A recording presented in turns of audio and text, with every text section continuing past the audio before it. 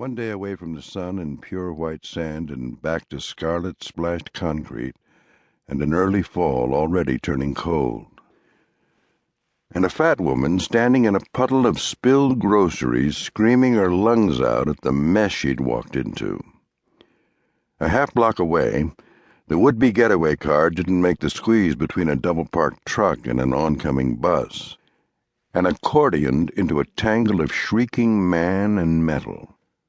For only 2 deep breaths, a stunned, hushed silence held sway, while the whole city seemed to pause in shock.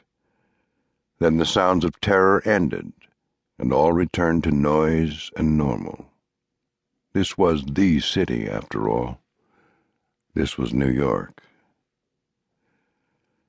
The lanky, narrow-faced, sharp-eyed character sitting across from me in Captain Pat Chambers' desk chair wore a lightweight blue suit and darker blue tie, and might have been a young exec on Wall Street. He was instead an assistant district attorney named Vance Traynor, who had a cocky, smart-assy manner that meant we'd tangle sooner or later.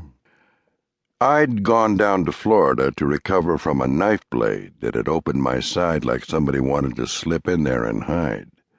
I felt okay, but not in the mood to tangle, not even with this pretty bureaucrat. The windows were black with night.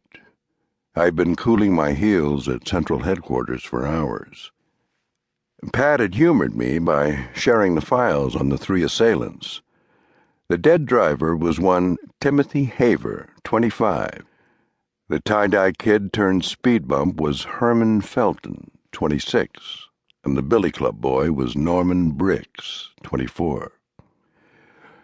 "Thought you might like to know who you'd killed," Pat had said, which wasn't fair. 2 had gotten themselves killed, and as far as I knew, the other one was still breathing. Anyway, I'd given 2 statements already, and now I was getting my official moment with one of the big boys. Swell. Pat was standing just behind the seated DA's man, leaning against some file cabinets wearing a hooded expression that said he would rather be anywhere else. A mousy, bespectacled stenog was taking everything down.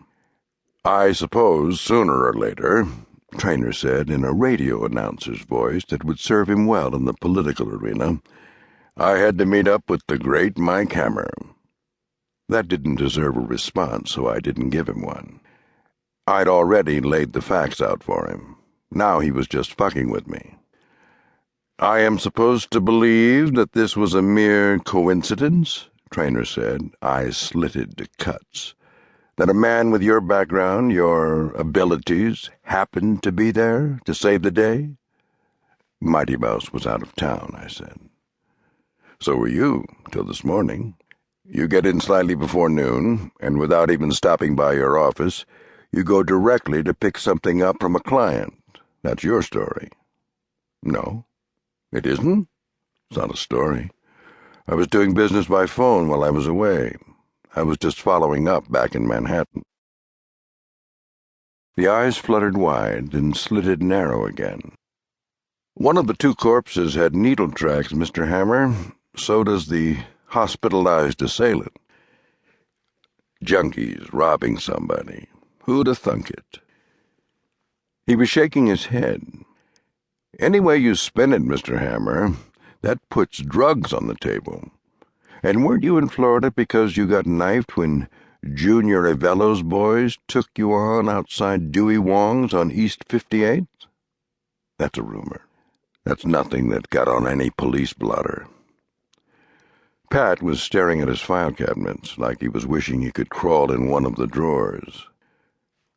"No," Traynor admitted.